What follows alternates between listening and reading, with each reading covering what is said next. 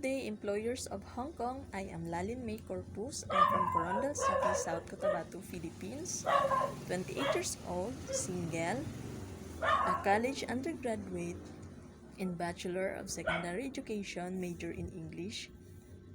My father is Raimundo Corpus and my mother is Mary Jane Corpus. I am the third child in the family. I have 7 brothers and 4 sisters.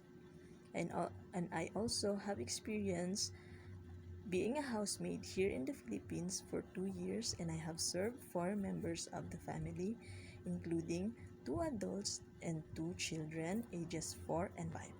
My duties are cleaning the house, taking care of the children, preparing meals, cooking food, teaching the children at homework, grocery, and many more. I hope you should hire me because I am a responsible, hardworking, and obedient person. I hope to work with you as soon as possible.